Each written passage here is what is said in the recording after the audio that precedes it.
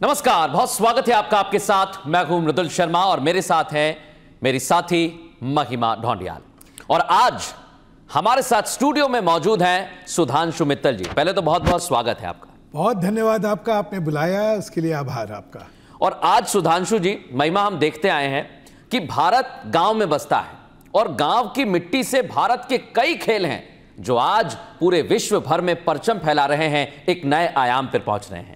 आप बिल्कुल सही कह रहे हैं मृदुल। और भारत का माटी का खेल है खो खो, और खो खो को अब विश्व स्तर पर एक नई पहचान मिलने वाली है, वैश्विक स्तर पर पहचान मिलने वाली है, और ये सब कुछ पॉसिबल भारत की वजह से ही हो पाया है मृदुल। बिल्कुल। और सुधांशु जी, आज हम इस पर ही बात करेंगे क्योंकि कई खिलाड़ी हैं जिनका सपना रहा है। आपने, हमने खो खो बचपन में खेला और कोई ऐसा नहीं है जो खो खो से जुड़ा ना रहा हो, लेकिन आज भारत विश्व कप आयोजन कर रहा है। ये बहुत बड़ी बात है। कैसे संभव हो पाया? भारत के लिए गर्व की बात है। बिल्कुल। हमारा अपना खेल, आप कल्पना करिए, आज 55 देशों में खेला जाता है। जब हमने विश्व कप की कल्पना करी तो 36 देशों से इसमें एंट्री आई। बहुत सुंदर। उसमें से हमने पहले सोचा था कि सिर्फ कॉन्टिनेंट वाइज इसको डिवाइड करके पहले 12 टीमों का हुआ, फिर 16 का टीमों का हुआ, अब 20 टीमों का हुआ है। और कैसी कैसी टीमें आ रही हैं। अमेरिका है इसके अंदर अर्जेंटीना है, पेरू है, इसमें साउथ अमेरिका है की टीम है, इसमें अफ्रीका से टीम है, इसमें साउथ अफ्रीका आ गया, घाना, कीनिया, युगांडा, यूरोप से जर्मनी है, हॉलैंड, पोलैंड, इंग्लैंड, फिर Australia, New Zealand, Korea, Malaysia, Indonesia, अच्छा पाकिस्तान भी है, ईरान भी है, इसमें बांग्लादेश भी है, इसमें श्रीलंका है, नेपाल है, भूटान है। तो आज ये विश्व भर में हमने इसको फैलाने में सफल हुए हैं और बड़े गर्व की बात है।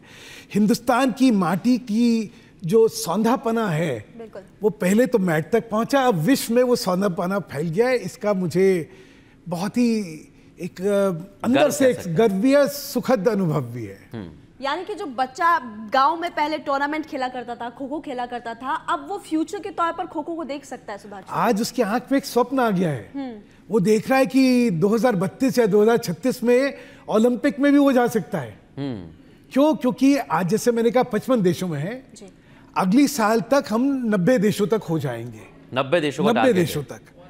ये पहला हिंदुस्तान की माटी का खेल है जिसने कि, मैं कहता हूं जैसे पक्षी अपने पंख फैलाता है, हमने अपने पंख फैलाए हैं। क्यों? क्योंकि इस खेल के अंदर स्पीड है, स्टैमिना है, रिफ्लेक्सेस हैं, एजिलिटी है। ये खेल हर खेल से पहले प्रिपरेटरी गेम जिसको कहते हैं ना, वो है। क्रिकेट में आप देखिए, बिल्कुल, तो तेंदुलकर खेलते थे, विनोद कुंबली खेलते थे, अजय जडेजा खेलते थे। क्यों? क्योंकि उससे उनको अपने खेलों में मदद मिलती थी। अच्छा, एक चीज मैं समझना चाह रहा हूं सर इसमें, क्योंकि ये भारत के जो उभरते हुए खिलाड़ी हैं उनके लिए तो बहुत बड़ा स्वप्न जैसा है, लेकिन हम अब देख रहे हैं कि भारत खेलों में अपने आप को बढ़ा रहा है, चाहे वो कबड्डी हो और अब खो खो में हम आगे बढ़ रहे हैं। आगे क्या लक्ष्य है, किस तरह से आप भविष्य को देखते हैं? जैसा मैंने कहा कि इतना बड़ा देश और ऐसे रोचक खेल हिंदुस्तान के हैं। बिल्कुल। तो अपनी मिट्टी का खेल अब बाहर जाके उसकी स्वीकार्यता बनी है, क्योंकि किसी दर्शक की दृष्टि से बड़े मनोरंजक खेल है। देखिए, हमने इसमें खेल में बदलाव जरूर लेके आए। जब मिट्टी से मैट पे लाए तो हमने इसका अंतर्राष्ट्रीयकरण करा।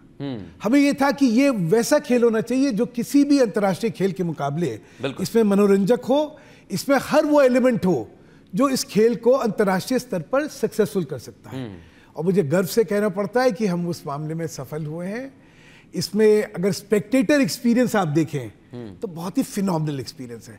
इसमें जब खिलाड़ी पकड़ते हुए समय डाइव मारता है स्काई में, वो ऐसे तैरता है और गिरता है, तो मतलब लोग ऐसे रिएक्शंस होते हैं कि आप पूछे नहीं। और मनोरंजक इतना है क्योंकि गति है इस खेल में। इस वजह से ये खेल आज किसी भी अंतर्राष्ट्रीय खेल के मुकाबले अपने को स्टैब्लिश कर चुका है। अच्छा, 13 जनवरी से 19 जनवरी के बीच वर्ल्ड कप होने वाला है और उससे पहले आप लोग प्रशिक्षण भी दे रहे हैं। आप ये बताइए कि कितने खिलाड़ी अभी प्रशिक्षण शिविर जो है वो कर रहे हैं और कितने लोगों को आप सिलेक्ट करने वाले हैं? देखिए, प्रशिक्षण का 1:4 का हमारा फॉर्मूला होता है। तो अभी 60 खिलाड़ी महिलाओं में है, 7 खिलाड़ी पुरुषों में है। उसके बाद इसमें 15 का आखिर में चयन होगा, लेकिन हम इंडिया ए और इंडिया बी हम दोनों टीमें बना रहे हैं। तो इसलिए मुझे लगता है अल्टीमेटली इसमें 30 खिलाड़ी चुने जाएंगे, और वही, क्योंकि आगे का प्रोग्राम काफ़ी इसमें व्यस्त है। हमारी सीरीज होने वाली हैं, कई सीरीज होने वाली हैं जिसमें कि देशों के खिलाफ जाएंगे। बायलैटरल सीरीज होगी। जी, बायलैटरल सीरीज होगी, फिर ट्रायंगुलर सीरीज है। तो इसलिए अब अंतर्राष्ट्रीय स्तर पर बहुत एक्सपोजर मिलने वाला है हमारे खिलाड़ियों। मैं एक चीज समझना चाह रहा हूं, आपने कहा कि जनता के लिए और जो देखना चाहते हैं दर्शक हैं उनके लिए बड़ा रोमांचक पल होगा वो। तो खो खो देखने के लिए क्या कोई व्यवस्था की गई है कि आम लोग भी इसमें शामिल हो सकते हैं इस पूरे वर्ल्ड कप में? जी, वर्ल्ड कप जो है इसका सीधा प्रसारण सारे सोशल मीडिया प्लेटफॉर्म पे और टेलीविजन चैनल पे होंगे। अच्छा। हाँ, और उसकी वजह से ये हर कोने कोने तक, ना केवल हिंदुस्तान में, हमने तो व्यवस्था करी कि विश्व के कोने कोने तक इसका सीधा प्रसारण पहुंचाया जाए, और कैप्सूल्स बनेंगे उसके हाइलाइट्स के, जो कि भेजे जाएंगे सोशल मीडिया के माध्यम से। जितने भी देश आ रहे हैं उनके हैंडल से हम हर जगह इसको पहुंचा रहे हैं। और जैसा मैंने कहा कि जो उद्देश्य था, जो स्वप्न था कि विश्व भर में खो खो खेले, एक और चीज मैं कहना चाहता हूँ, एक और जो प्रयत्न जिसने कि डिविडेंड दिया है वो है कि वहां के लोगों को हमने खिलाया। शॉर्टकट था कि भाई हिंदुस्तानी जो वहां पे सेटल्ड हैं उनके बीच खो खो को आप इंट्रोड्यूस करिए और हो जाएगा काम। लेकिन हमने जानबूझ के जो प्रयत्न करा वो करा कि जो वहां के नेटिव्स हैं, जो वहां के बाशिंदे हैं, उनको ये खेल खिलाया जाए। तो अगर जर्मनी है तो जर्मन्स खेल रहे हैं, पेरू है तो पेरुवियंस खेल रहे हैं, ब्राजील है तो ब्राजीलियंस खेल रहे हैं, अफ्रीका में सारे अफ्रीकन नेशनल्स खेल रहे हैं, कोरिया मतलब कोरियंस हैं, मलेशिया मतलब मलेशियंस हैं। तो हर जगह के जो नेटिव्स हैं, तो मल्टी कल्चरल, मल्टी रेशियल इसका खेल वहाँ पे आपको देखने को मिलेगा, और इसकी वजह से जो आकर्षण निकल के आएगा मुझे लगता है वो अद्वितीय होगा। अभी तो वर्ल्ड कप का आयोजन किया जा रहा है, लेकिन अगर हम जैसे क्रिकेट के बारे में आप अभी कुछ देर पहले जिक्र कर रहे थे, तो बाकी टूर्नामेंट्स भी होते हैं, तो क्या वैसे आप फ्यूचर के तौर पर और कुछ अलग करने वाले हैं खो खो में, स्टेट वाइज या फिर डिस्ट्रिक्ट वाइज? तो वैसे भी खो खो की चैंपियनशिप होती है स्कूल के लिहाज से, लेकिन वैसे अगर कहें जी, देखिए बड़े गर्व से फिर मैं कहना चाहता हूँ कि 680 जो जिले हैं वहाँ पे हमारी फेडरेशन की इकाइयाँ हैं, और जिलों में इसका कंपटीशन होता है। अब की बार हमारा 56वां नेशनल्स था। तो खो खो की नींव जो है वो तो बहुत पुरानी है। 1936 में जब ओलंपिक हुए थे उसमें इसको डेमो गेम की तरह दिखाया गया था। बिल्कुल। तो नींव तो पुरानी है, लेकिन नई इमारत बन रही है, क्योंकि नई नींव डली है, और उसके बाद जो इमारत बन रही है वो बहुत ही खूबसूरत इमारत है, और वो इस देश का नाम विश्व भर में रोशन करेगी। आपने एक जिक्र किया कि इमारत बन रही है, लेकिन इमारत बनाने में जैसे हम देखते हैं सभी का योगदान रहता है, अलग अलग मजदूर आते हैं, नक्शा तैयार होता है।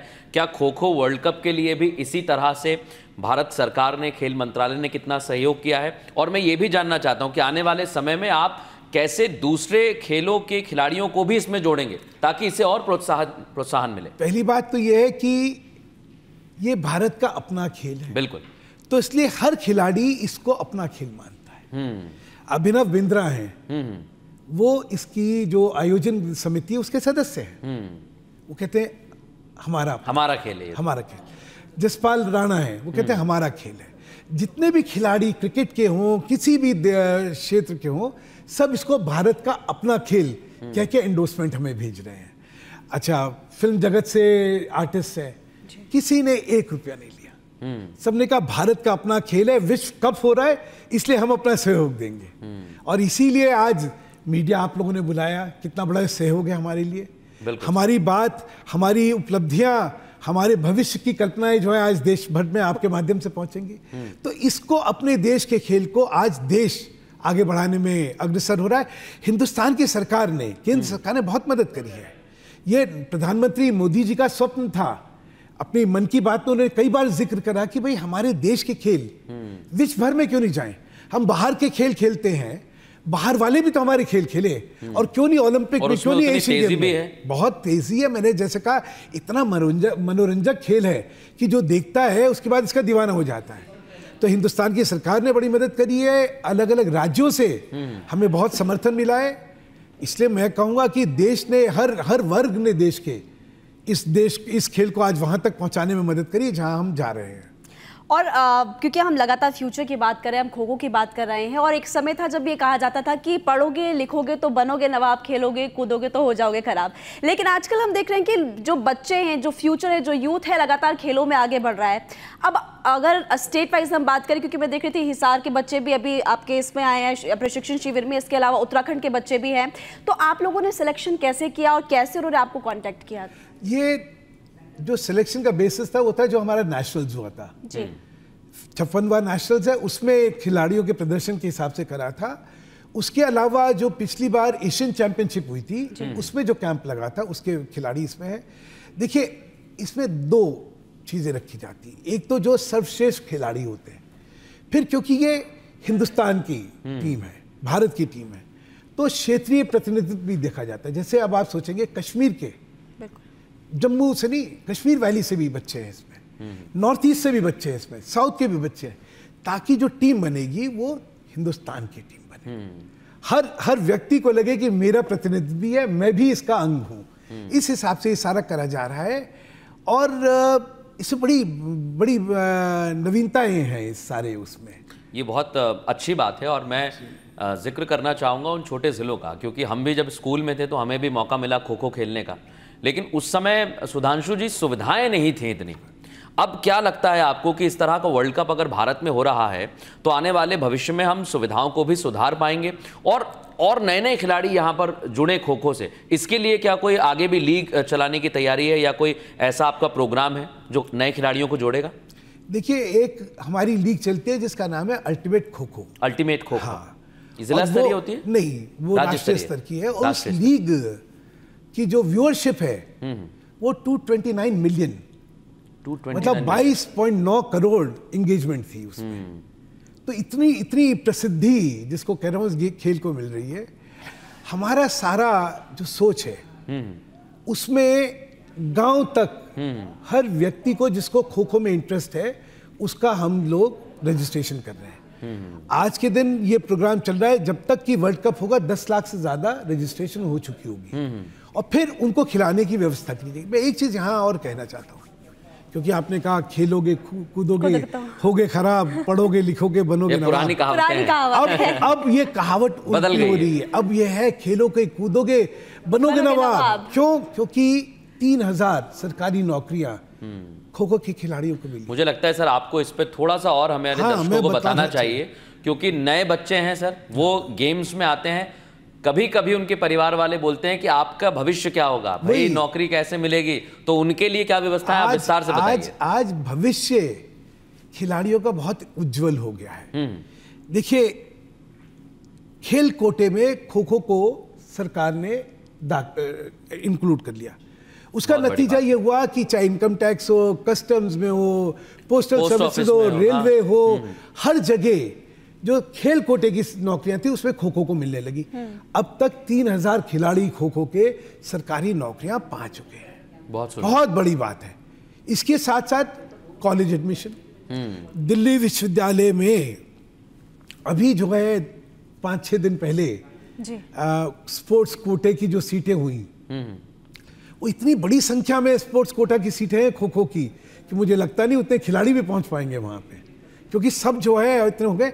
जिस विश्वविद्यालय में आपको एडमिशन पाने के लिए एड़ी चोटी का जोर लगाना पड़ता है, वहां पे खो खो के माध्यम से आज खिलाड़ी एडमिशन ले रहे हैं। तो इस समय जो बढ़ावा मिल रहा है उसमें हर खिलाड़ी को लगता है मेरा भविष्य है। देखिए, टेलीविजन पे आता है तो स्टार्स बने हैं, एक से एक स्टार्स बने हैं। मतलब बड़ी हम्बल बैकग्राउंड के बच्चे इस खेल को खेलते थे। बड़ी अजीब स्टोरियां हैं। मनरेगा का एक मजदूर आज स्टार है हमारा, और उसको सरकारी नौकरी मिली हुई है। अरे वाह। हमारी नसरीन जो है, नसरीन कैप्टन है महिला टीम की, बड़े एक मुस्लिम परिवार से आती थी, बड़े हम्बल बैकग्राउंड की थी, वहां से निकली, खेली, उसको अर्जुन अवार्ड मिला। अर्जुन अवार्ड मिलने के साथ साथ पैसा मिला, घर उसने बनाया, और आज वो भी एक सरकारी नौकरी में, इनकम टैक्स में उसको नौकरी मिल रही है। तो इन सब के उदाहरण को देख के आज सबको लगता है कि आज भविष्य जो है खो खो खेलने से उज्जवल है। अच्छा, स्वाभाविक बात है, अपना खेल है, देश में क्या अंतर्राष्ट्रीय स्तर पर ये गोल्ड लेके आते हैं। हिंदुस्तानियों को गोल्ड देखिए बहुत पसंद है। बिल्कुल, इसलिए खेल जो है उनके दिल तक जरूर छू के जाएगा। और बिल्कुल इस वर्ल्ड कप में हमने देखा है कि अभी तक की जो तस्वीर नजर आ रही है खो खो की, वो बड़ी खूबसूरत है। जैसा आपने जिक्र किया कि कई खिलाड़ी हैं जो छोटे छोटे जगह से आए हैं लेकिन आज बड़े मकाम पर पहुंचे हुए हैं। मैं चाहूंगा सर कि जब हम खो खो की बात करते हैं, इस विश्व कप की बात करते हैं, इस विश्व कप में हमने देखा है द वर्ल्ड गोज खो, तो ज़रा ये खो खो कहाँ से आया है, ये भी बड़ा लोग पूछते हैं कि ये कैसे आ गया और इस खेल में कितने खिलाड़ी होते हैं, आज भी लोग समझना चाहते हैं, तब कि हमारा खेल है। मैं चाहूँगा सर, जैसे कबड्डी को लेकर हमने लगातार प्रोत्साहित किया और फिर उसे एक नए मकाम पर ले गए, खो खो भी एक दिन ऐसे ही पहुँचे। बिल्कुल पहुँचे। वैसे तो खो खो का जिक्र जो है महाभारत काल का है, महाभारत का है, लेकिन जो अभी का खो खो है ये महाराष्ट्र में जन्मा और वहाँ से बढ़ते बढ़ते मिट्टी पे खेला जाता था। जब हमने इसको अंतर्राष्ट्रीयकरण करने का सोचा तब पहले क्या था, 9 खिलाड़ी बैठते थे, 8 बैठते थे, एक पकड़ता था और उकड़ू पोजीशन में एक सामने बैठता था, एक दूसरी तरफ बैठता था। अच्छा, इसका मूल खेल का जो वो है कि जो पकड़ने वाला है वो एक ही दिशा में जा सकता है। हाँ। जहां और जो जिसको पकड़ा जा रहा है उसका खेल ये है कि वो उसको फेंक देके एक दिशा की तरफ लेके जाए और दूसरी तरफ वो खुद चला जाए ताकि ये पकड़ ना पाए। तो वो कोड बड़ा था, हमने उस कोड को छोटा करा, क्योंकि जब हमने लीग करी तो हमने सबसे पहले ये देखा कि टेलीविजन के माध्यम से ये दिखेगा कैसा।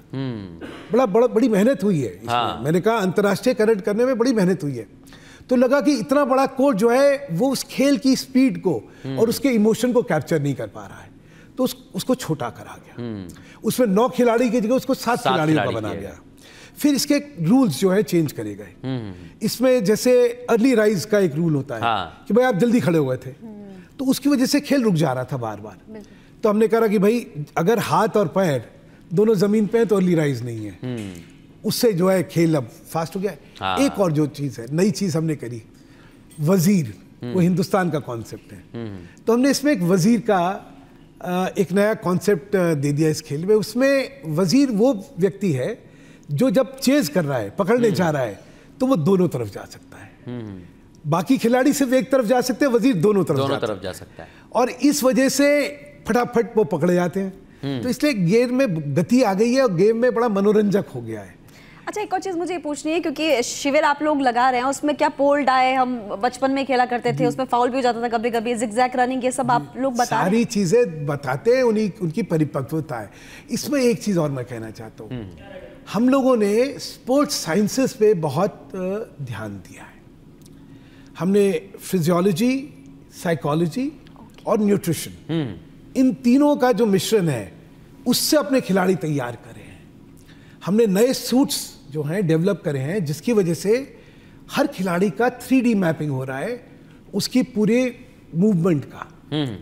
अच्छा, 3D मैपिंग की वजह से क्या होता है, उसके लिगामेंट का क्या स्ट्रेंथ है, उसका एंकल कितना ट्विस्ट हुआ, उसकी बॉडी कितनी ट्विस्ट हुई, उसका मसल फटीग कितना है, सारी चीज़ें जो है हम लोग जान सकते हैं और उसकी मैपिंग करके उस खिलाड़ी को स्पेशल प्रशिक्षण देते हैं। खाने में उसकी जो बॉडी की रिक्वायरमेंट है और उसकी जो पैलेट है, उन दोनों को मैरी करते हैं। अब आप आसाम के किसी बच्चे को इडली सांभर खिलाएंगे तो उसका काम नहीं चलेगा, तो उसके हिसाब से क्या खाना खिलाना चाहिए, पंजाब के खिलाड़ी का क्या खाना होगा, महाराष्ट्र के खिलाड़ी का, इस तरह हमने करा है। फिर स्पोर्ट्स साइकोलॉजी, जितना आज महत्वपूर्ण है आपकी शारीरिक बल, उतना ही आपका मानसिक बल उतना ही महत्वपूर्ण है। तो हमारा स्पोर्ट्स साइकोलॉजी का जो प्रोग्राम है वो बहुत ही एक्सटेंसिव है और उसके माध्यम से हमने इन खिलाड़ियों को तैयार करा है। हमने इनको कम्युनिकेशन स्किल्स में तैयार करा है। तो आज खो खो के खिलाड़ी जो हैं वो मतलब किसी भी खिलाड़ी के आगे हैं, पीछे नहीं हैं। उनका व्यक्तित्व है, उनका आत्मविश्वास है, उनके स्वप्न है, ये सारे आज किसी भी खिलाड़ी के सामने।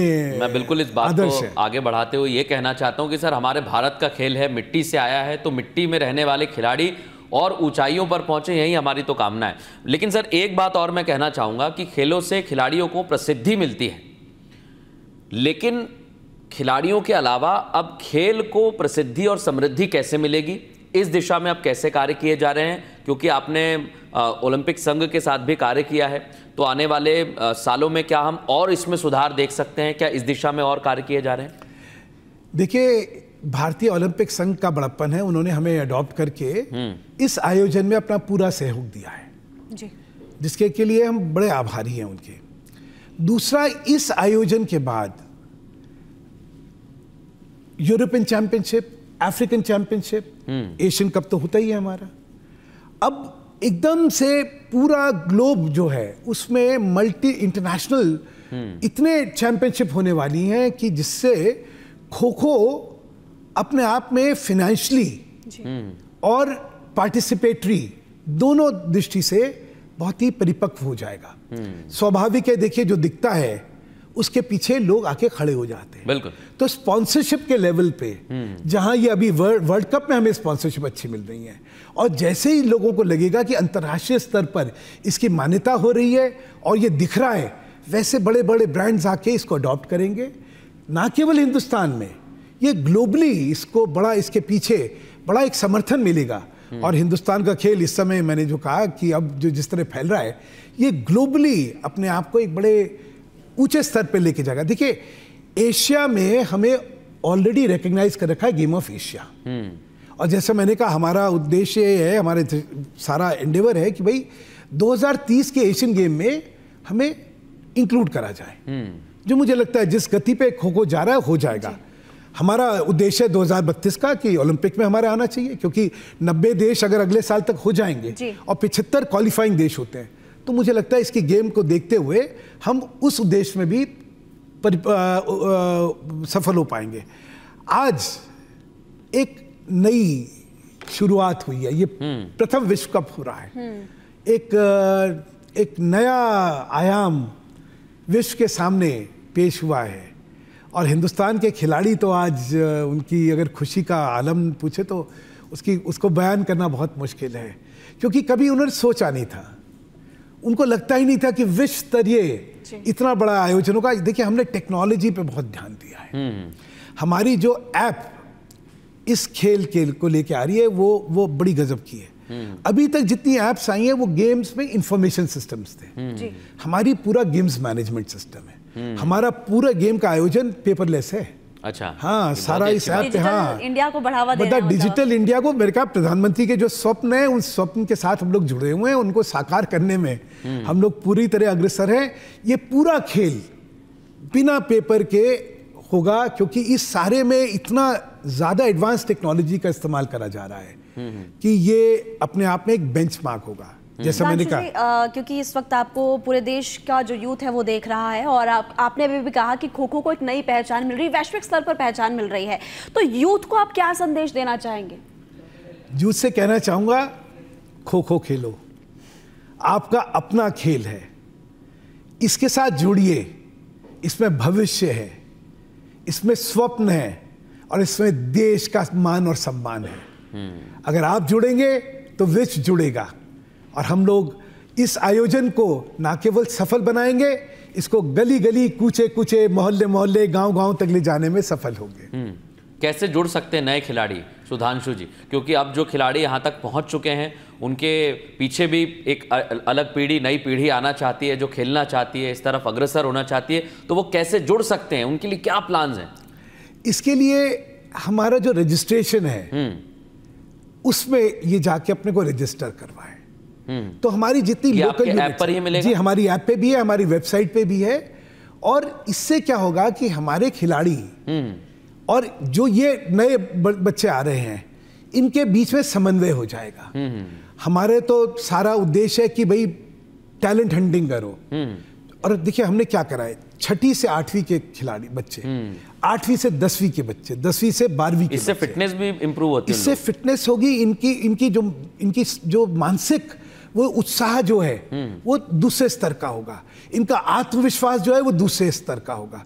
तो ये जैसे ही रजिस्टर होंगे, उसके बाद हमारे जितने प्रोग्राम्स होंगे उसमें ये शामिल होंगे, और इनके भविष्य के एवेन्यूज वो सारे बढ़ेंगे, तो यूथ जो है वो बढ़ेगा। अच्छा, सोशल मीडिया पे तो हम ही हैं, आज का यूथ तो सोशल मीडिया को पूरी तरह से मतलब अपनाए हुआ है, उसके माध्यम से भी जुड़ सकता है। वो मैंने कहा कि वो आए, इसको देखे। वर्ल्ड कप के जो आयोजन हो रहा है वो नोएडा में भी हो रहा है, और मेन आयोजन जो है वो इंदिरा गांधी इंडोर स्टेडियम है, वहाँ हो रहा है, वहाँ पे इसमें आके सम्मिलित हो। तो उसको जब वो एक बार खेल देखेगा ना जी, तो स्वाभाविक तौर से वो जुड़ जाएगा, क्योंकि इतना इसमें आकर्षण है कि इस खेल को वो फिर छोड़ नहीं पाएगा। इसलिए मुझे लगता है कि यूथ का जुड़ना स्वाभाविक होगा। हम अपनी तरफ से जैसा कहा 680 जिलों में जो हमारी यूनिट्स हैं उनके माध्यम से हम उन पे संपर्क करेंगे और उनको खो खो की मेन स्ट्रीम में ला के खो खो परिवार का अंग बनाएंगे। आपके चेहरे की मुस्कान से ये पता चल पा रहा है। एक लास्ट सवाल मैं आपसे पूछना चाहूंगी, हम सभी ने खो खो खेला है। अभी कुछ देर पहले मृदुल भी मुझे बता रहे थे अपना एक्सपीरियंस जब वो स्कूल में खेला करते थे, आपने भी खेला होगा। तब की खो खो में और अब की खो खो में क्या अंतर आप देखते हैं? पहली बात तो आपने बड़ी अच्छी बात कही। मैं आज तक जिससे मिला हूं और मैंने खो खो का जिक्र करा है तो उसकी आंख में एक चमक आ जाती है। वो कहता है मैंने भी खेला है, और शायद इस खेल की जो शक्ति है, जो ताकत है, वो वही है, क्योंकि ये हर व्यक्ति इससे जुड़ा हुआ था। देखिए, इस खेल को खेलने में पैसे तो लगते ही नहीं थे, ना कोई साधन की जरूरत थी, ना कोई इंफ्रास्ट्रक्चर की जरूरत थी। जहां मिले चार यार, उन्होंने कहा चलो खेल लेते खो खो। तो इसलिए ये खेल जो है बड़ा आसानी से खेलने वाला, बिना पैसे का खेल था, इसलिए ये मास खेल था। जैसा मैंने कहा, थोड़ा इसका जब विश्व स्तर पे ले जाना पड़ा तो इसको हमने थोड़ा सा मिट्टी से पहले मैट बनाया। मैट क्यों बनाया, उसका भी एक कारण है। देखिए, इसमें जब खिलाड़ी जंप मारता है तो उसमें उसको इंजरी होने का एक खतरा रहता है, तो इसलिए हमने मैट बनाया। तो मैट भी बड़ा स्पेशल मैट बनाया, हिंदुस्तान में डेवलप करा गया, ताकि उसकी जो है सेफ्टी भी हो जाए और स्पीड कॉम्प्रोमाइज ना हो, क्योंकि अगर ज़्यादा वो सॉफ्ट हो गया मैट तो फिर स्पीड उसकी कॉम्प्रोमाइज होगी। तो 20-25 मैट बनाए गए, उसमें से निकाल के बड़ा करा गया। बड़ी बड़ी मेहनत हुई है इसमें, वो करा गया। हमारा उद्देश्य है कि जो खिलाड़ी आज खेलता है उसकी प्लेइंग लाइफ जिसको बोलते हैं वो 5-6 साल है, हमें इसको 15 साल तक लेके जाना है। बिल्कुल। और इसलिए सारी व्यवस्थाएं करी गई हैं और मुझे पूर्ण विश्वास है कि बहुत जल्दी, क्रिकेट की बात मैं नहीं कहता अभी, लेकिन किसी और खेल के मुकाबले खो खो ज्यादा खो खो जो है वो प्रसिद्धि पाएगा, हिंदुस्तान का प्रथम गेम बन जाएगा। ये बहुत ही सुंदर बात कही, और भविष्य में हम यही देख रहे हैं कि इस तरह से खो खो और आगे बढ़े, क्योंकि हमारी मिट्टी से जन्मा खेल है, हमारी मिट्टी से आया है। खिलाड़ियों को प्रोत्साहित किया जा रहा है कि आप इसमें आकर जुड़ें, तो आप भी जरूर जुड़िएगा, क्योंकि भारत आयोजित कर रहा है खो खो वर्ल्ड कप और इसमें हम सभी का योगदान रहेगा। सुधांशु जी, हमारा टैगलाइन है, द वर्ल्ड गोज खो, द वर्ल्ड गोज खो, द वर्ल्ड गोज खो। बहुत धन्यवाद सुधांशु जी। थैंक यू, बहुत धन्यवाद, बहुत आभार।